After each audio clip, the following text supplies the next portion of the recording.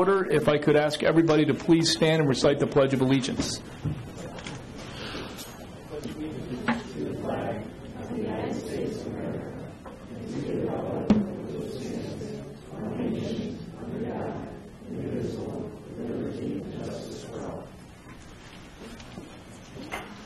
Okay, welcome everybody. It's always a pleasure to have one of these meetings with such a large crowd. We're glad that you really came out to see us today to hear about all the wonderful things that we have going on in the high schools.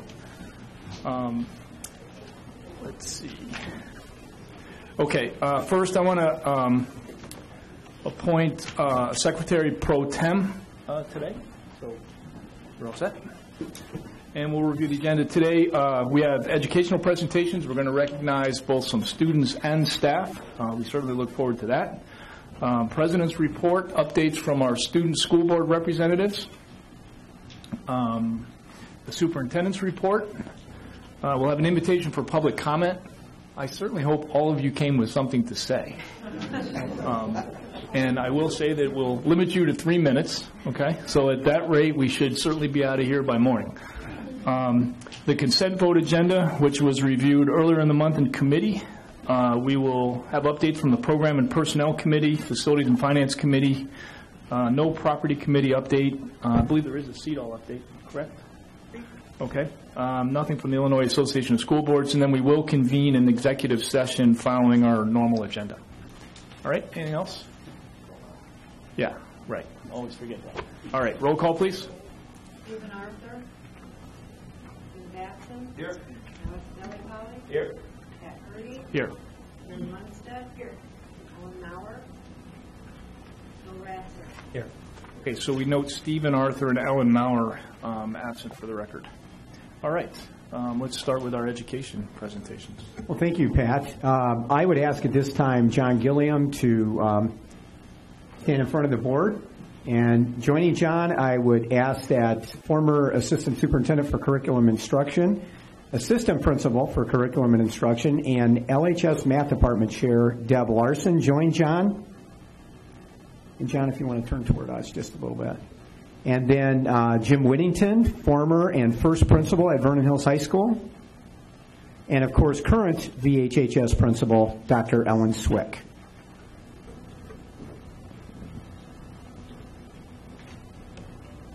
VHHS Principal Dr. Ellen Swick will retire at the end of the 2013-14 school year, bringing her stellar career as an educator to an end. Her commitment, dedication, and leadership at VHHS have successfully built upon the Cougar legacy of excellence in academics, the fine arts, activities, and athletics. Under Ellen's leadership, VHHS has earned recognition as the United States Department of Education Blue Ribbon School, as one of the top 2% of all United States high schools, and is one of the top 1% of all Illinois high schools. Just as importantly, she has further developed a unique sense of VHHS family that is passionate about ensuring student growth, increasing student achievement, and caring for students and staff. When her time to retire finally arrives, Ellen will certainly be missed by VHHS and the D128 family. To provide a coherent, meaningful, and stable transition from Ellen to the next VHHS principal, we recently completed the VHHS principal search, interview, and hiring process. During that process, a representative stakeholder interview team, including district and building administrators, teachers, support staff, students, and parents, provided me with overwhelmingly and unanimously positive feedback regarding John Gilliam as a candidate for the VHHS principal position. The interview team simply validated what I knew already. John Gilliam was the people's choice and the only choice to lead and take VHHS to the next level.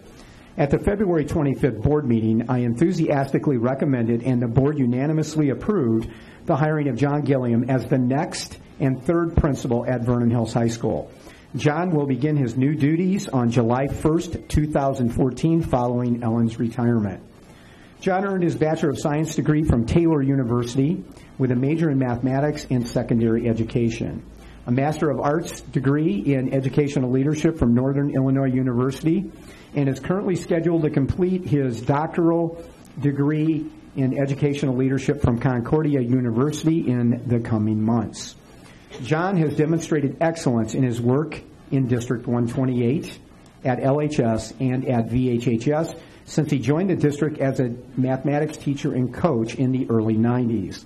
Since then, John has excelled as a teacher and a leader with a focus on ensuring student growth and increasing student achievement, developing administrators and teachers, and caring for students and staff, among others. In his initial leadership positions, John first served as the LHS Mathematics Department Supervisor and then in the same position at Vernon Hills High School when the school opened.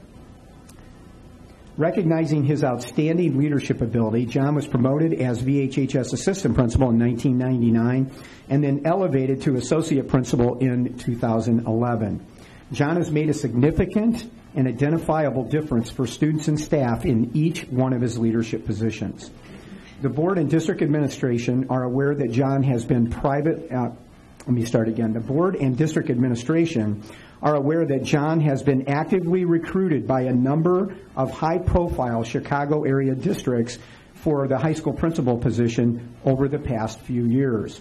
Although John could have easily left the district to pursue those excellent opportunities, he chose to remain at VHHS as an assistant and then associate principal and continue to serve the students and staff at VHHS. This is but one measure of John's deep commitment to VHHS and D128.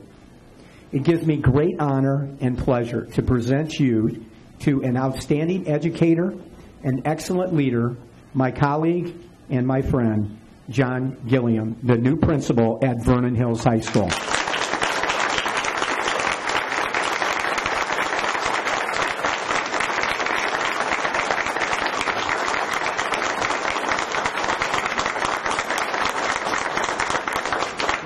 Before we let you say a few words, Dr. Swick, would you like to make some comments about John? I don't think there was anybody more happier than me than, I don't know, how long have you lived in Vernon Hills now, John? I was thinking 3.5 years. But the best day for me was when John came into my office about 3.5 years ago and said, because I had seen all these high schools coming after John to be a principal at these districts, and when he walked in and said, "I'm moving my family to Vernon Hills and I'm staying at Vernon Hills," and that was really, I was just thrilled when he gave me that news, and I am thrilled today. And this past month, I just heard how well you did in the interview process, which I knew you would be great. And I've just so enjoyed working with you. I tell people the last couple of years, it feels like I have 2 great assistant principals, and you're going to see that tonight. But it's like we've had 2 principals at Vernon Hills High School because we work so well together, the 3 of us. And I just feel like we've worked side by side. People keep talking about transition.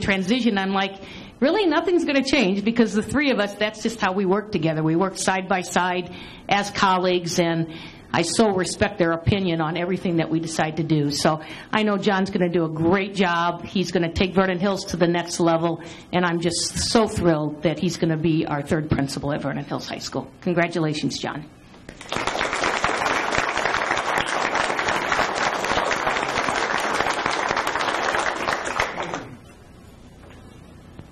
Well, I certainly appreciate the kind words. Thank you, Dr. Lee, immensely, and Dr. Swick. I appreciate everything you've said, and for all the years. I can't tell you how pleased I am to be here in this position tonight.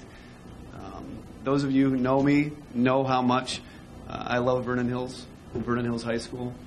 So to be standing here at this moment is really immeasurably fantastic. So thank you. I want to say special thanks to the Board of Education, not only for your support of our school and what we've done over the years, but specifically your support of me. It's been terrific, and I am really quite grateful. I consider this to be both an honor and a great responsibility to be the next principal of Vernon Hills High School. And I promise you that I will work tirelessly to make sure that you continue to be proud of this school and what it does for District 128. A few weeks ago, as Ellen and Brenda said, I went through an interview process, and through the process was asked what my vision of leadership for this school is. And there I gave a fairly lengthy answer, but there are a couple things I wanted to touch on. And the first is this, that as a principal and as a school, we will always remember and honor our past. And I want to say to Dr. Whittington, our first principal, he was on the interview committee that hired me to be the math department head at Libertyville High School, and I was honored enough to serve as his math department head at Vernon Hills High School. And so your leadership early on was tremendous, and we will always be indebted to you, so thank you. And then, of course, to Dr. Swick. As she often says of other people, she bleeds blue and silver. And she has been an amazing leader over the years. And like she alluded to, we have been a really high-functioning team, if I do say so myself, over these years. And I'm grateful to you, Ellen. You're a tremendous leader and a better friend. So thank you. And then the second thing that I wanted to just mention that I talked about in the interview was that we have work to do. I said that my goal is to improve the now. And Vernon Hills, as you know, in 13 short years has done just tremendous things. The students have accomplished innumerable honors and all deserved. But there's more to do. And I'm excited about that. But probably most excited that I don't have to do that by myself. I have a tremendous team, a fantastic group, and I want to just mention 4 of them quickly. The first you already met, those of you that were here, is my family, and my lovely wife Angie, and my 4 kids, Maddie, Cole, Cooper, and Grace.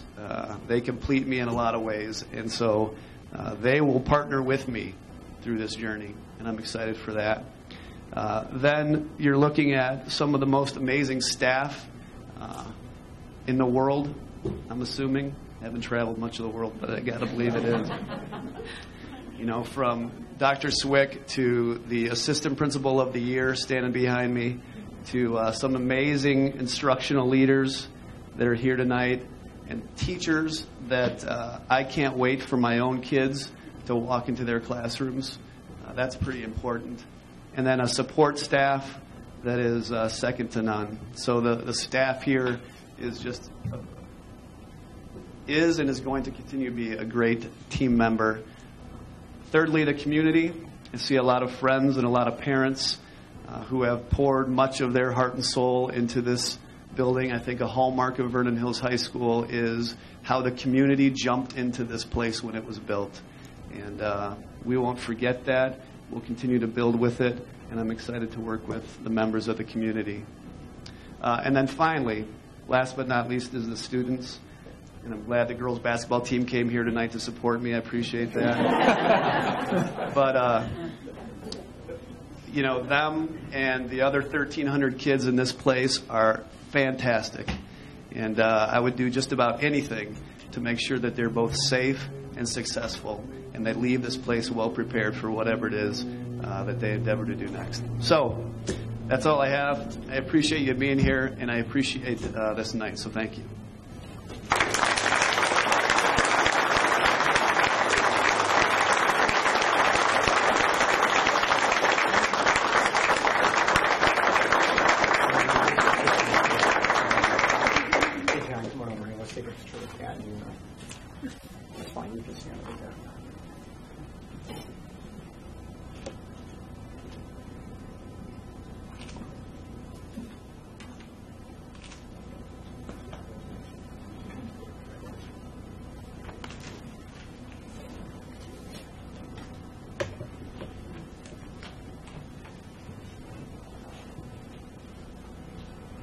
I guess the only thing I'd add is, you know, when the kids are younger, they always want to go to Dad's office. Is that really true in his case? I'll have to find out. I'll find out next homecoming parade when we're riding on the float together. Okay. Student recognition. Dr. Fleming. Pleased and honored to recognize a number of students, a number of student groups from athletics this month. And I'm going to turn it over to Dr. Scott, and she's going to be the first to introduce coaches and players.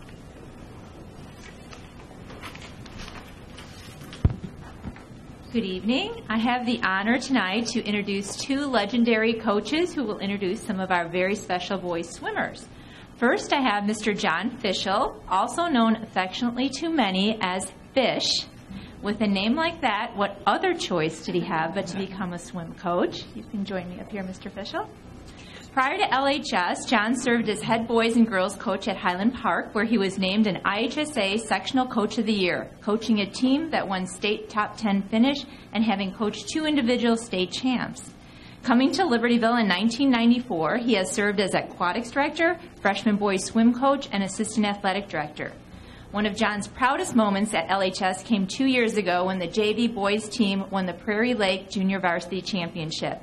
John measures the success of the freshman and JV team by the number of former JV swimmers who contribute at the varsity level before they graduate, and I think he will have a few of them to acknowledge here tonight. Next, we're thrilled to have Bob Groseth with us for this first season as LHS boys swimming and diving head coach. Bob comes to us with a long history of coaching excellence and accompanying accolades. His first head coaching position was at Fenwick High School in Oak Park, where his teams won 7 consecutive Catholic League championships and 4 national Catholic championships. During his stay at Fenwick, Bob produced 28 All-American swimmers. Bob then moved to the collegiate level and coached at Cincinnati, Tulane, Iowa State, and most recently Northwestern. Along with many other accolades, Bob twice earned the Big 8 Coach of the Year and was 3-time Big 10 Coach of the Year. How did we get a coach of this caliber to come to LHS, you might ask? I asked that same question myself. I hear the same buzz was going around the IHSA state meet this season. Bob may or may not give you that answer, but I'm sure he's going to tell you about the spectacular performance of our LHS swimmers. Thanks, guys.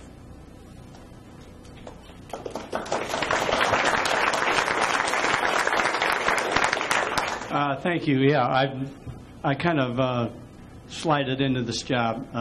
The former coach took another job, and I was just leaving as executive director of the College Swim Coaches Association, and this job was open, so I applied.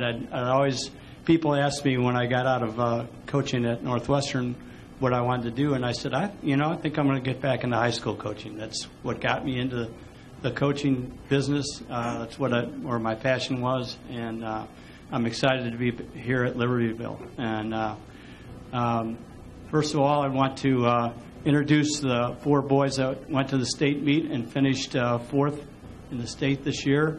This is the highest finish for Libertyville ever, and they're all going to be returning, and so we're going to be moving up from there, we hope, and that's where our goal is going to be. So I want to introduce the boys. First, Justin Fu. Matt Harrington.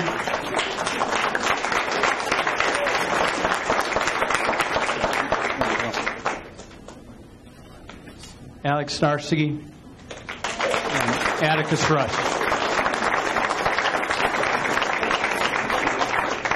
And their parents are here, so I'd like their parents to stand up and be recognized.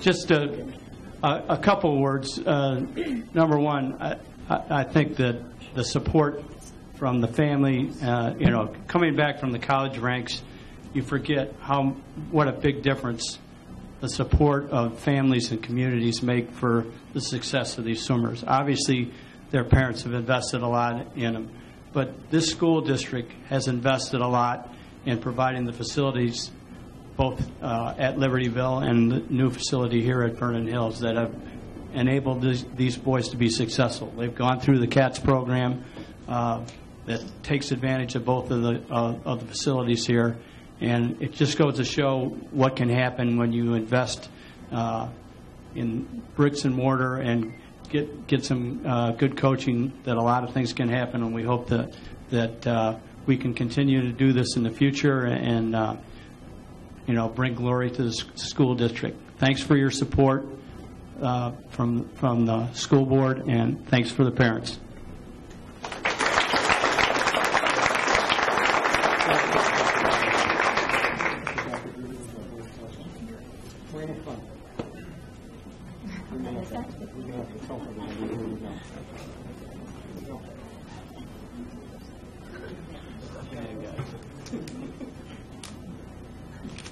One more.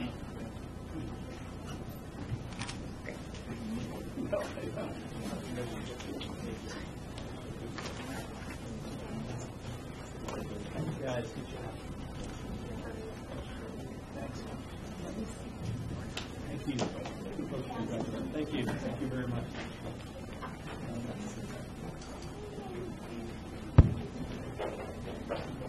Coach Pastorino could not be here tonight. She's actually, I believe, coaching a diving team or club already tonight. So if Alex could come up, Alex Zuniga, come on up. This is Alex. Last year, I attended the state diving finals, and Alex just barely missed getting up on the podium. And I remember seeing him in the hallways and saying, Alex, we're going to get you all state. I know you're going to work hard, and I'm just so proud of you that we're going to get you up on that wall of fame due to your 9th place finish in diving, and we're really proud of you. Congratulations.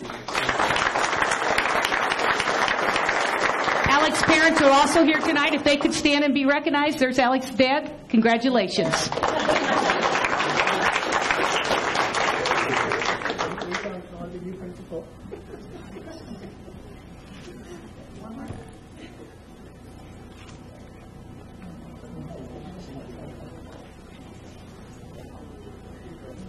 Next, I have the honor of welcoming Jerry Maselli to the podium. Jerry is our head wrestling coach, and I just want to also echo what Dr. Scott said, is the time that all our coaches put in after school, after teaching a full day in the classroom. It's just amazing the hard work and dedication that our coaches give to our kids extra outside of the classroom. So at this time, if Jerry Maselli could come up and talk about his athlete.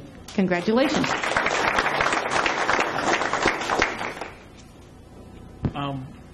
Hello? Oh, girls basketball team. That was a great game against Montini. I almost had a heart attack. You guys out hustled them, and they were out coached. So nice job. Real quick, Jordan Reich took 3rd in state, and I'll tell you, Lewis, you can come up here, Jordan. We'll talk about you. Took 3rd in state, but you got to know something about Jordan. When he came in as a freshman, he weighed 84 pounds. And the lightest, you come closer. I'm not going to. The lightest weight class was 103.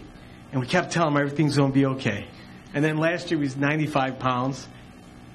Things were looking better. And then this year he made it to 106. But what we did was we wrestled him at 13 all year and even 120 sometimes. We kept him under the radar at 106. He had a record of 46-6.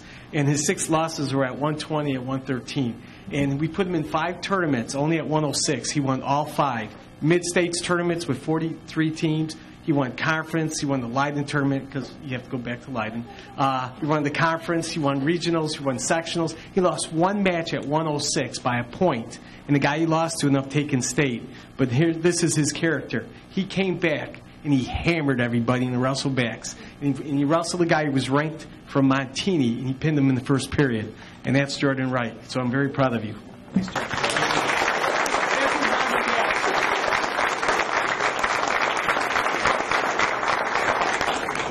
He's only a junior.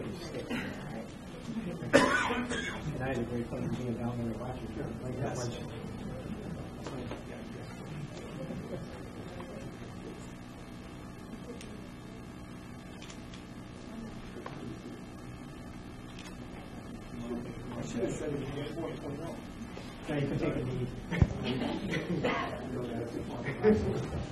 Congratulations, Jordan. I also echo the heart attack that Mr. Maselli had. I think I was in the stands having one also.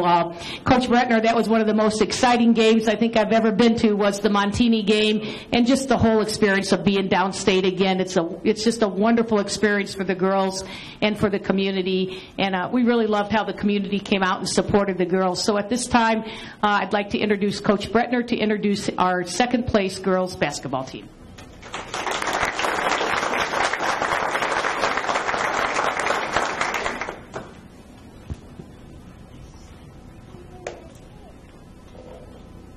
We had a really nice season this year. We finished 31-3, which breaks any record we even had last year. That we had a real good year last year. We won our own Thanksgiving tournament, which we had done before, but then we started doing some things that we hadn't done before, and we won the Mundelein Christmas tournament, winter tournament, that we'd only finished 5th, was our best finish ever. And then we really represented our Prairie Division very well by winning the conference championship. And in 13 years of our conference, the Prairie side has never won the conference championship game. We won by 1 point against Zion Benton. Great game. And then in the playoffs, we were hoping to get downstate again. Nothing's guaranteed, but they played very, very well. Got downstate by beating some really good teams, playing very tough. And then we beat the 3-time state championship, defending state championship team in Montini, which was referenced by a couple people already. And it was a great game, went to overtime, and it was just a fantastic experience. And unfortunately, we lost the next day, but we did finish runner-up. And it was, what I'd like to tell people is these girls did such a great job. They won with class, dignity, grace, all of those things. And you sometimes expect that. But the next day when we lost, we lost with class, dignity, and grace as well. It's just a great group of kids. Their parents are here, so parents, thank you. Thanks for coming tonight. Thanks for all your support. Wave so we know who you are. And I'd like to introduce the girls at this point. Monica Ballman. Stay there, Crutches. There you go. All right. Bree Ballman. Mary Bennett Swanson, not here tonight. She had another engagement. Katie Bretman. Casey Fernbach. Kristen Guglielmi. Shannon Healy. Kelly Hall, not here. She'll have something else going on too. Catherine Kizwara. Alina Lahaki.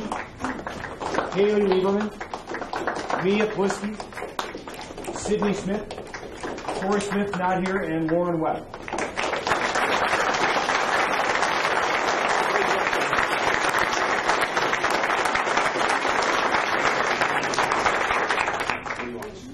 Why don't we just slide over a little bit so she doesn't have to move the podium. This is like the picture downstate, right? Go on this side, the front is. Kristen, Mia.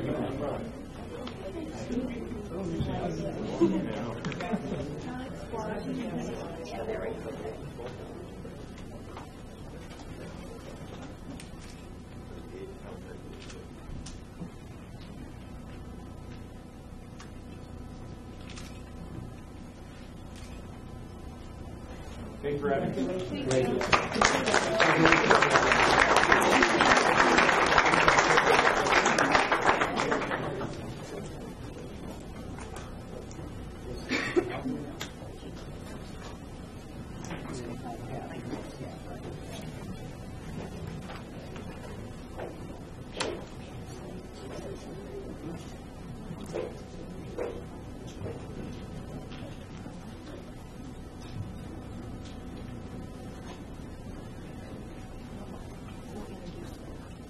Okay, we have one additional recognition today of a very important and special staff member. Dr. Swick is going to make that presentation.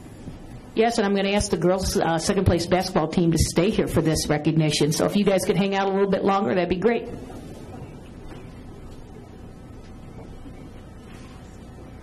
Come on up, Mrs. Ockett. Stand right here next to me. Vernon Hills High School Assistant Principal, well, I should just start off by saying this is an AP Principal's night here, I think. But Vernon Hills High School Assistant Principal Gene Ockett was named Assistant Principal of the Year by the Lake Region of the Illinois Principals Association in January. And now, we just learned a couple weeks ago that she has been named the 2013-14 Illinois Assistant Principal of the Year singly for the entire state of Illinois.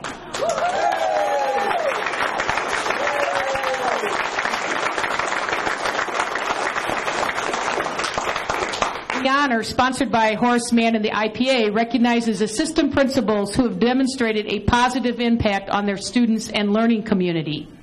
The Assistant Principal of the Year award was selected from a pool of regional nominees provided by the 21 regions of the IPA. Jean will be recognized at the IP's annual Assistant Principals and Principals Conference in 2014 and will receive a $1,000 honorarium. So often, our assistant principals are our unsung heroes. Jean Ockett encompasses all Vernon Hills High School stands for. She is a strong listener, is loyal, and dedicated. I love what she said to the newspapers. At VHHS, we have worked hard at creating an environment that is a caring, happy place to learn. Our staff loves to work here, and students respect and enjoy their teachers. Jean Ockett has simply been instrumental in the creation of this environment at Vernon Hills High School. It has been my honor to work with her. Congratulations, Jean, on this well-deserved award.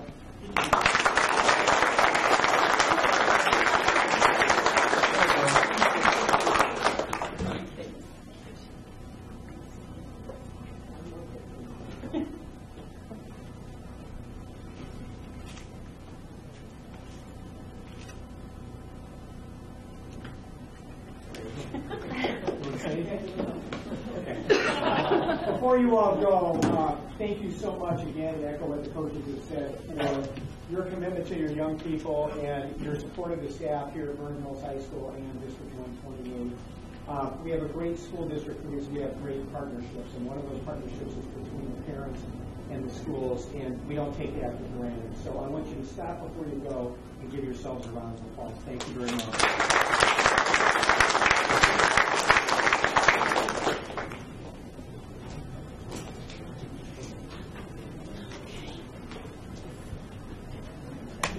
Okay, on a windy, snowy, cold, blustery night. That felt good, didn't it?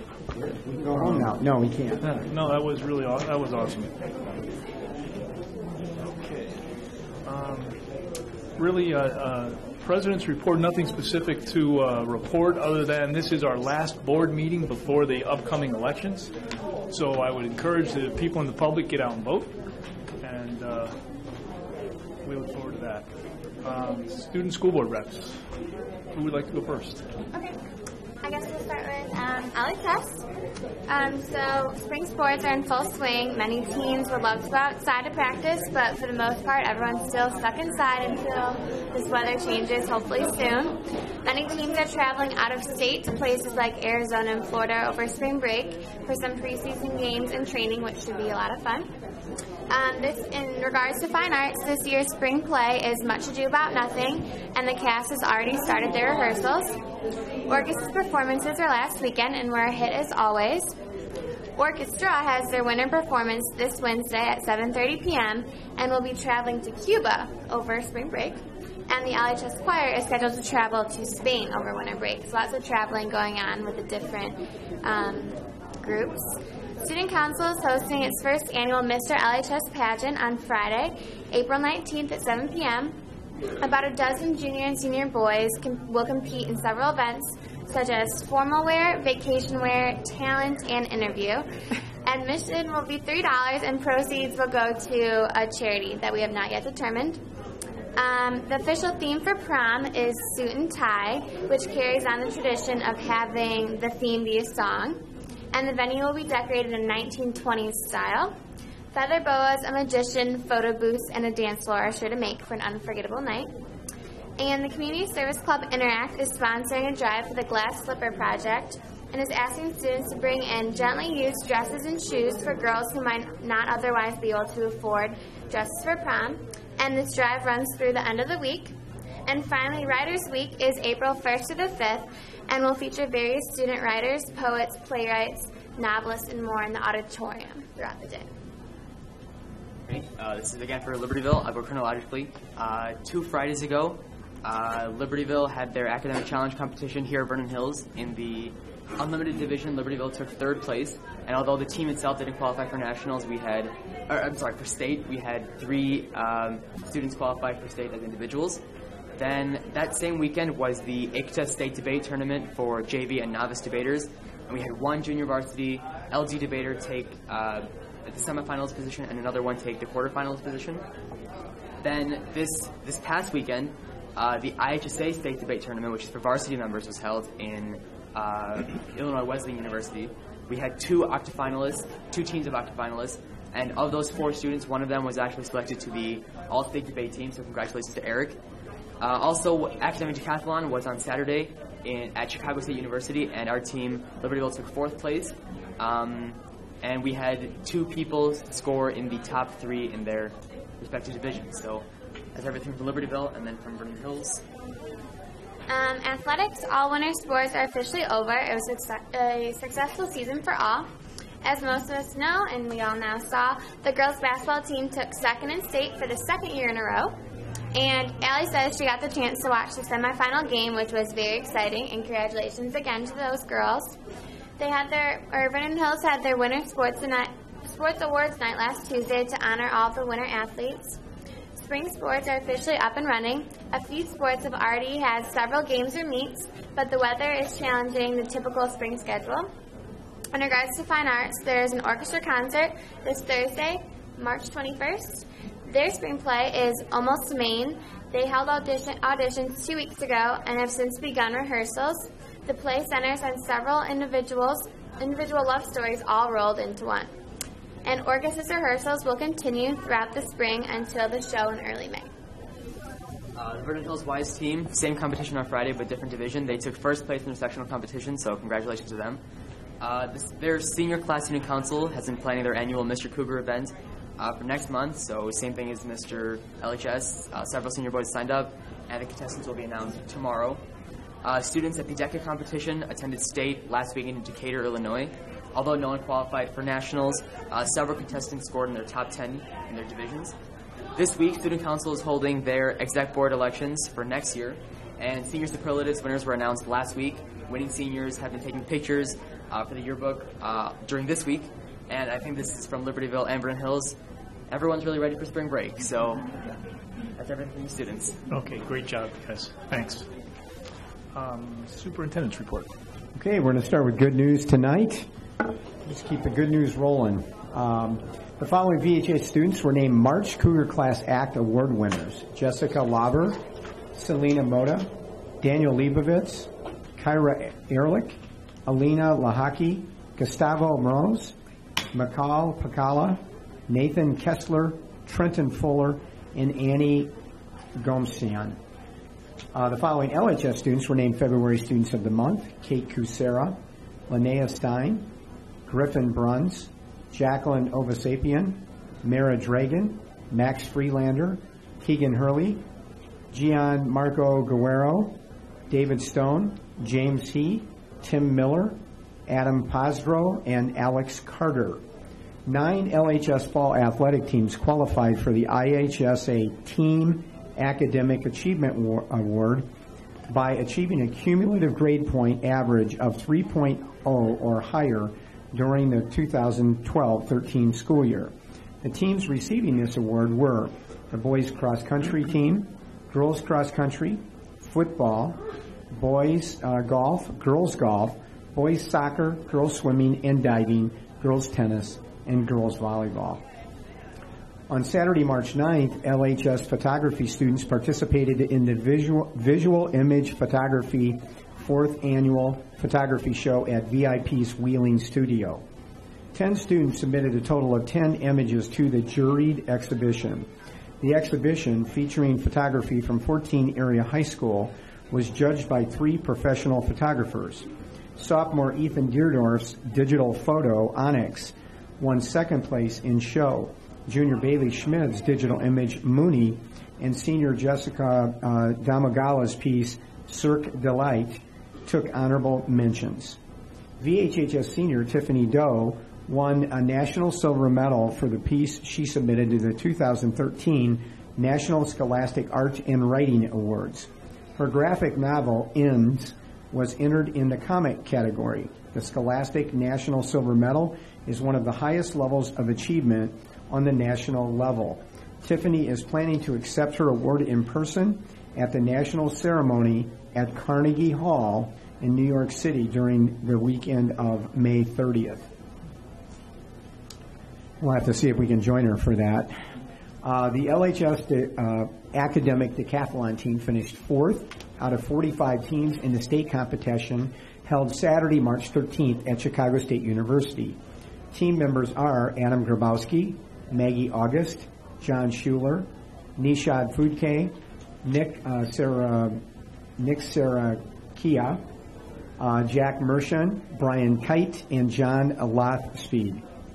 Nishad Fadki finished first in mathematics, and Bryant Kite finished first in science. The team is coached by Mark Busing. The following District 128 student artists received Best of Show awards at the March 15th North Suburban Conference Art Show. From LHS, Kate Urecki, Kylie McCormick, Adam Blythe, Dom Brunko, April DeJean, Rick Pop, Danielle Molnar, Katie Simpson, Lily Nader, and Zach Engfer. From LHS, Biri Arana, Jacob Bailey, Tiffany Doe, Ann Ho, Griselda James, Amara Kranz, Jean Lynn, Erica Pipo, Cassandra Sandoval, and Olivia Weaver. So congratulations to all those students. And one note before we move away from good news, I'll tell you, it's always a great pleasure to watch the kids compete downstate, and I had the opportunity to spend 2 days down at the University of Illinois in Champaign-Urbana at Assembly Hall watching the state wrestling tournament. We had 6 wrestlers from Libertyville and 2 wrestlers from Vernon Hills, and the kids just did a great job down there. And most people don't realize that when the kids wrestle in the finals down there, they're wrestling in front of about 12,000 people. Illinois is one of the biggest wrestling states in the United States, and it's a big deal. And it was a pleasure to be with Ellen and the Vernon Hills staff and parents again to watch the girls down at ISU. That was just a great game to watch the day before, and certainly the state championship game was a lot of fun. So congratulations to all of the kids. And I would have went to state swimming, but apparently there is a long waiting list to get in the pool at New Trier because it is not big enough to handle the crowd that would like to see the state swimming meet. So one additional thing that I want to put up for the camera. Stuart, can you shoot that for me, picture? Some of you may remember former board representative Kate Lee. I was in Springfield last week meeting with some key legislators on important legislation and also attending committee meetings and testifying on behalf of some bills and against others. And in a Capitol with about 10,000 lobbyists running through it, Kate Lee caught me from across the Capitol, saw me, and ran me down. And Kate is a freshman at Northwestern, of course, majoring in operatic singing. And I asked Kate, wow, it's really great to see you, but what are you doing in Springfield? And she was in Springfield with the president of Northwestern University testifying in a legislative committee for them to maintain funding on one of the scholarships that Kate gets to attend Northwestern University. And she told me the night before they came down and had dinner with all of the legislators from the Senate and House who were Northwestern graduates, stayed overnight, and testified the next day. So I had sent Pat this picture earlier because Pat spent time with Kate in our monthly board meetings. But she is doing wonderful, and the same always enthusiastic Kate. But Ellen, I think, commented when I sent her the picture, what next from Kate Lee, you know, down in Springfield testifying with the president of Northwestern University. So I thought you'd enjoy seeing that picture. So that concludes the good news report tonight. The board will note we have one donation acknowledgement tonight, and this is Mr. Jeff Gearing. And Mr. Gearing donated $100 to the Libertyville High School Best Buddies program, which will be used to support that program. So we're very thankful of that support. The board will note you have one FOIA request in your package this week. And the next thing on our docket this evening is we have we received a per capita library grant from the state, the Illinois Standards for School Library Media Centers. And this is almost like kind of a juried award. There's are different areas in this award, and then you are ranked in those areas. Our media centers ranked exemplary in all of the areas, and will continue to receive this media center grant. So great work to our library staff on their work with that. And the next thing from the superintendent tonight is we have our annual renewal of our IHSA memberships for both Vernon Hills High School and Libertyville High School, and we will need a motion and a vote to adopt our membership for the next year. Is there a motion? So moved. Second. Any discussion? Roll call, please. Batson. Aye. Delli Polly. Aye. Rudy. Aye. Lundstedt. Aye. Batson. Aye. Motion carries. Great. And Pat, that concludes the superintendent's report this Okay, evening. thanks very much. Anybody from the public wish to speak? Okay, seeing none. Next, the consent vote agenda is listed. It was reviewed in committee last week. If I could ask for a motion to approve the consent vote agenda, please. So moved. Second. Any discussion? Roll call, please. Delli Polly. Aye. Rudy. Aye. Lundstedt. Aye. Batson. Aye. Batson. Aye. All right, motion carries. Program and Personnel Committee, Member Lundstedt. Okay, our first item on the agenda is the 2013-14 staffing recommendations. Hey, Dr. Fleming has some outline material for you to follow along with, and we'll be able to move through this pretty rapidly while we're passing that out to board members. Just want to remind the board again and review the process with you. The process starts at the building level with counselors signing up students for their classes for next year, including incoming freshmen. And after that process, when we have raw numbers at the building level, then both Marina and Ellen's teams start to look at those numbers, and we have optimum class sizes in our district, not maximum class sizes, but suggested optimums that we like to try and keep class sizes at, and they begin to do some math with the numbers to determine the number of sections we need in each department. Following that initial work, the department chairs meet with the administrative teams and the building principals to massage those numbers and look them over and make additional adjustments.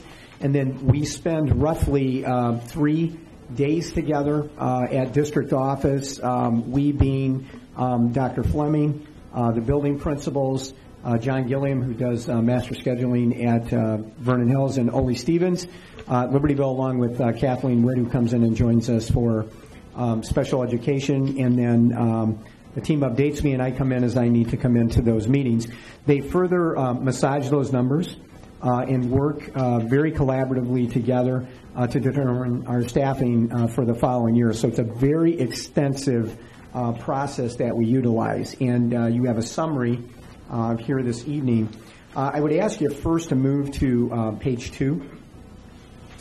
That's the second page.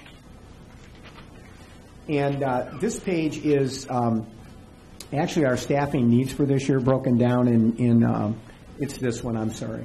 Page 3. Yeah, I guess that's page 3 of the cover. Thanks, Alex. That's correct. Okay, so in a historical review for 2012, we have no additional staffing request for this particular school year, which means we used none of the contingency allocation that I asked the board for over and above our staffing array for move-ins in the summer or overcrowding that we have in a specific section moving forward. Our new request for this year for certified staff will put us up 2.1 FTE, just full-time equivalency. And the dollar numbers that are generated there are based on an average teacher salary of $80,000. And, of course, we hire teachers that come in lower than that, and occasionally teachers that will come in higher than that in high needs. If you add the contingency to that, that's 1.0 over and above the staffing array. And so the total cost for the budget, if our contingency would be used, would be 3.1. But our history over the past few years is we do a very good job in anticipating and staffing, and we rarely have to use the contingency. So in actuality, our total cost for the budgeting purposes for next year, if the contingency is not used, is 2.1. Special education is driven by a separate staffing process, and as the board is aware, really based on a student's IEP and the needs of those students. Both our returning sophomores, juniors, and seniors, and our incoming freshmen. And so the needs that we have there, the staffing needs, are driven directly by the IEP, and we're required by federal legislation to meet the student needs. So all in with our staffing request this year would be a 4.4 FTE, or roughly $352,000. Now, the good news, if you flip back to page 2, which I did remember this time, I think, these are actual numbers that produce some savings for us over the cost of the year, because the bottom line with staffing is not how many FTE were up or down, but the cost of that staffing. And as the board's aware, there are many factors that go into that. When teachers retire after a long career in the district, they have a high salary, and they're often replaced with teachers that are younger and have less seniority, and the cost is much lower. So our estimated certified salaries this year was about $28,900,000. If you go to line B, our retirees were $626,000. So that brought our staffing cost for this year to about $28,274. If you add the estimated replacement salaries for new personnel, that's about $325,000. And then go to the next line. If you add the total estimated certified salaries, then we're at about $28,599,000. Okay, if you go to line F, total estimated dollar savings, if you take A, the first line minus E, are roughly $301,000 over the last year. So even though our staffing is up, our costs are down. The next line, G, is our CEDAL take-back. As you remember, we're taking back 3 additional CEDAL positions this year, and that results in some additional savings for us of about $105,000. And then Title I grants used to supplement salaries, that's our Title I money, is roughly about $51,300 this year, and that number, it fluctuates from year to year. We'll have to see what federal sequestration does to that. So that means actually our staffing in raw numbers is $457,336,000 less than it was the year before, even though our staffing is higher. So what's the total savings? If you take page 3 and subtract, or page 2 and subtract it from 3, our savings year over year staffing wise is $105,336,000 for next year. Go ahead, Al. I just want to point out here, this 4.4, that includes the contingency, which is unlikely to use, so you could actually subtract $80,000 from that, so you get $185,000 savings if we don't use the contingency. This is just all. Does it include the CEDAL too? Yes. Yes. Okay. Yeah, the CEDAL is in there. So we're up in special education based on student need. We're up 484 course requests at Vernon Hills, as I pointed out at our committee meeting last week, which is a great problem to have, because in analysis of those additional course requests, we have a number of students who are electing or opting out of study halls to take classes instead of being in study hall. We did have a slight dip, I think, in John Gilliam's analysis in course requests last year, and we're really back up to kind of our historical level there, and LHS is down just a bit this calendar year. So I want to compliment once again the work that Ellen and Marina have done with their teams at the building level, being very mindful of having good economy of scale when we're doing the staffing. Also, our optimum class sizes, so we keep our class sizes at a place that we believe our kids can learn most effectively and teachers can teach. And then also our district staffing group does a great job working together to crunch the numbers moving forward. So what I would ask the board to do tonight is to approve our staffing recommendations, and that would include an additional 1.0 FTE for use without having to come back to the board. And of course, I always report to you if and when we have to use that FTE. And I would ask Al or Maureen or Ellen if you have anything you want to add to the conversation tonight. You guys did another great job for us. Yes. Should D be 352? Is it the number from? Should D be 352? Is this what we're looking at here? Should D, Al's the question is, should D be 352? From the next page? Is it the number from the next page at the bottom? No. Okay, that's just different. So A minus B gives us the $28,274,000. Different than the.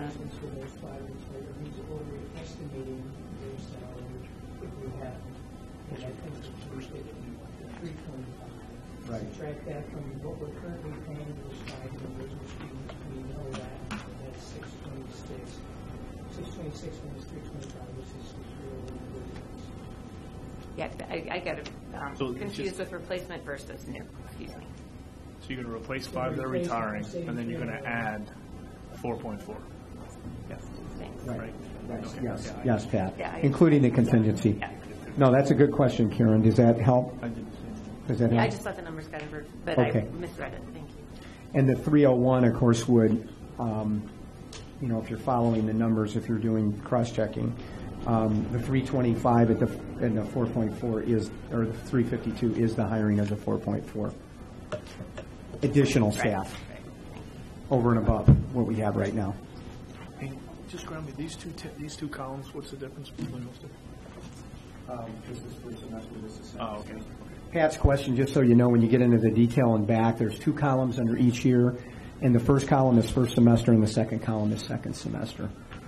And we break them out because we have some semester classes, obviously. So it's a pretty significant increase in Vernon Hills. Yeah, 484 course requests.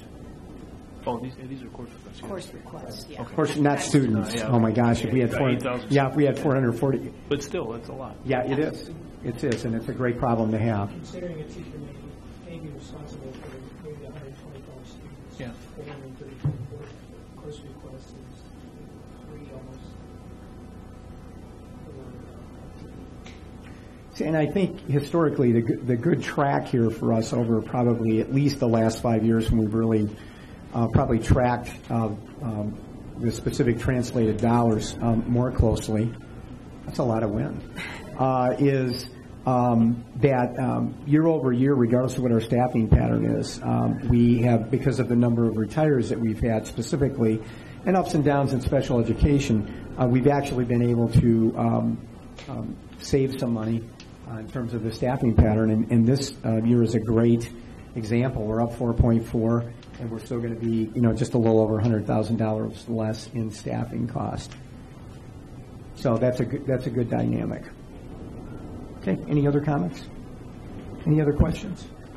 Just related to this, Sure. what is the latest in Springfield on the potential increasing the math requirements and stuff? Is that? Well, Pat, I will tell you, Pat and I were talking a little bit before when I was in Springfield on Thursday. I actually was in House Elementary and Secondary Education Committee to testify on that particular bill. The bill is sponsored by Representative Michael Fortner, who is he's actually was my former mayor in West Chicago. He's a great guy, but he's a physics professor at NIU and also has a statistics background. And Representative Fortner, in doing research about where the jobs are going to be in the future, has a great philosophical base for this bill, and that is most of the jobs are going to be generated out of STEM. Okay, so science, technology, engineering, and mathematics, of course, which is no surprise to any of us sitting at the table. Many of you work in that industry already or a related industry. So his philosophical base is very good there. The fallacy in terms of the bill that he proposed was to force all schools in the state to have a 4th year of a math requirement, when in fact in suburban schools particularly, most of our kids are taking a 4th math class. But he put a caveat in his bill that would allow schools to offer applied math classes. So for example, a technology class where there was a mathematic component or they had to apply math and earn a math credit. The problem with that, and where it becomes an unfunded mandate for public schools in Illinois, is if we get grant credit for a math class, even if it's taught, for example, in the technology area, Jim, in your field of expertise, under NCLB requirements, that has to be a highly qualified math teacher teaching that class. So you either have to hire another math teacher, okay, to work with the technology teacher, or you have to move the technology teacher out and hire a math teacher, and there's no way around that. So I had a personal conversation with Representative Fortner for about 45 minutes after he presented his bill, and we were allowed to testify, and there were a number of superintendents down there at that time. But it's a good example of a great idea that hasn't been processed out with superintendents and building principals at the point, because we could have helped in terms of looking at that bill and the possibilities. Fortunately, there were a number of representatives on that committee who clearly saw that as a great idea, but not the right time. The board is aware from our conversations with you that most of the public schools in Illinois are wrestling mightily with integrating Senate Bill 7 and the requirements of that, which has taken a lot of time and resources, and basically overwhelmed at this point. So there were a number of legislators who recognized that and said it's a great idea, but we need to look at this in 2 or 3 years when we have Senate Bill 7, under our wing. And we also need to provide the local units of school districts flexibility before we mandate a requirement. Downstate, in Western Illinois, Eastern Illinois, and downstate, the problem is most of those high schools have 6 periods in their day where we have 7. So they have a good curriculum, but it's a very straightforward curriculum and not a lot of elective opportunities. So the problem they have is they don't have a technology class at that level to put applied math in it so they could earn a credit. So for them, it would mean they would have to create more math classes, i.e. hire more teachers. In the big context, and I'll leave you with this thought, we've all been following the news, but the day before, on the floor of the House and the Senate, they were reminded by the governor that the governor has recommended an additional $400 million of cuts in public education. That would be $1 billion almost over 3 years. So school districts are already wrestling financially. And so those unfunded and underfunded mandates, even though they're great ideas, become catastrophic for local school districts that are trying to deal with the issues at hand. And Pat, that's probably more than you wanted to know. No, that's a good example of how those bills come about in Springfield. Okay, good. Any other questions or comments? I don't think so. Actually, just one more. There's a huge increase in family and consumer science one semester to the next. How do we even manage through that? That's what we needed to do is we've had to shift students. We've done some balancing due to that to make it more equalized for teacher load. So, okay. Yeah, good question. That's a big difference. The other Yeah. one. Okay. Any other questions? The administration would recommend that you accept our staffing recommendations for the 2013-14 school year. So moved. Second? Any discussion? I'd just like to add my compliments to all of you guys and how you go through this. It's a very diligent process every year, and I think we've really done a good job over the last couple of years of holding the line on staffing. So I know I'm very comfortable with these small additions this year with the enrollment changes. Okay. Anybody else? All right. Roll call, please. Rudy? Aye. Lundstedt? Aye. Rasser? Aye. Jackson? Aye. Kelly Polly? Aye. Okay. Motion carries. Okay, the next item are the 5 educational tour requests listed on your agenda. Give them a Request that morning after the time we added that we need to Okay. Okay, I move we accept the tour request as presented. Second? Any discussion? Roll call, please. Lundstedt? Aye. Rasser? Aye. Jackson? Aye. Kelly Polly? Aye. Rudy? Aye. Okay, next is the Rising Star Program. Rising Star Program is it's the old school improvement program. It's now called Rising Star. It needs board approval, so we are asking for approval. This has to happen with Libertyville and the district because of our where we sit with No Child Left Behind right now. Okay. So we just need to approve for... Yeah, we need board approval to file this with the state. Okay. I move we give approval to file with the state, the Rising Star, participating in the Rising Star program. So moved. Second. Any discussion? Roll call, please. Rasser? Aye. Jackson? Aye. Kelly Polly? Aye. Rudy? Aye. Lundstedt? Aye. Motion carries. Okay, the next item are the annual employment recommendations listed for continuing employment and non-renewal recommendations. This is our annual requirement that we notify, we release our part-time staff, we retain the those that we're asking back for the next year, and those few that we would release at the end of the year, our probationary full-time teachers. Okay. Okay, I move we accept the employment recommendation from the administration. Second? Second. Any discussion? Roll call, please. Batson. Aye. Notatelli. Aye. Rudy. Aye. Lundstedt. Aye. Batson. Aye. Okay, and the last item are the employment of employees, again, that we didn't have at our last.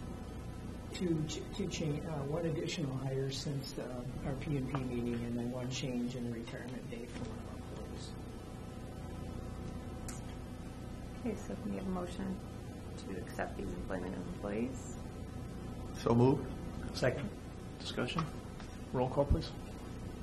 Notatelli. Aye. Rudy. Aye. Lundstedt. Aye. Batson. Aye. Batson. Aye. Okay, that's it. Okay, thanks very much. Facilities and Finance Committee, Member Delapoli.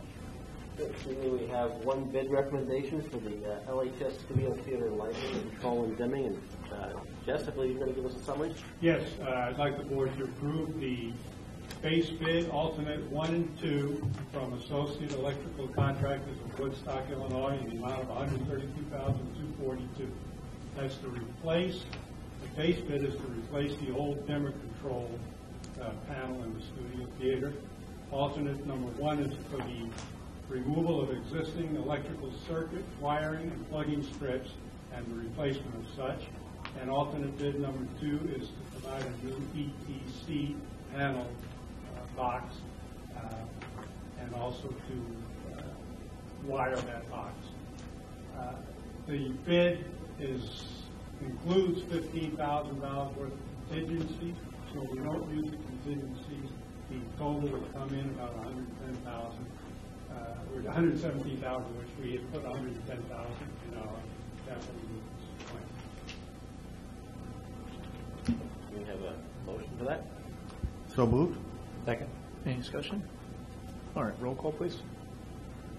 Rudy. Aye. Lundstedt. Aye. Batson. Aye. Batson. Aye. Notatelli. Aye. All right, motion carries. And then the other, the board is starting down a planning process to upgrade the infrastructure and facilities and keep the district current going forward. And we just want to encourage the public to attend and participate in these discussions in our committee meetings. These discussions happen in detail at the committee meetings every second Monday of every month, and the public is encouraged to participate. I believe that's it for F&F. Okay, great. No, Pat, I would highlight one thing as well in the financial, and just want to remind the public again that the board voted recently to abate $4 million for next year, essentially keeping the tax rate flat. Although we tried to get that word out through the media hasn't picked up on that story yet. But Mary and I are going to continue to keep working at that.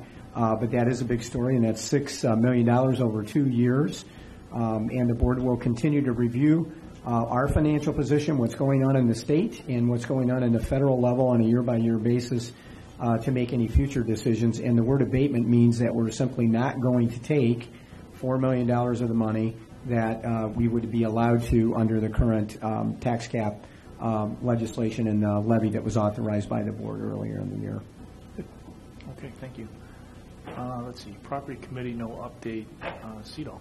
Yeah, we had our quarterly governing board meeting in the last couple of weeks, and much like what we do here, they had a student recognition, which was really fascinating. A young man who has autism won a 2013 Outstanding Technology Award by being a high-end user of technology. He programmed this device to give himself a voice. He has trouble with speaking, and he programmed this computer to be able to speak with various sentences. And it was really exciting to see him demonstrate that for us, and will enable him to communicate more with the public as he's going out into the world, and his parents are there to support him and have this recognized. So it's really very inspiring.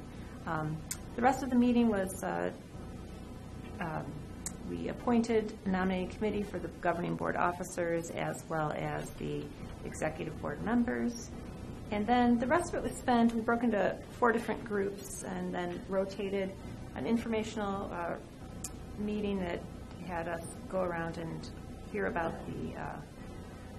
the services that have been provided by a data group called ECRA, just how they're taking their data that they've collected and making use of it in their different curriculums. And again, we moved from 4 different stations and had presentations to each one, so it's very interesting. And we'll be moving on to budget things at our next meeting.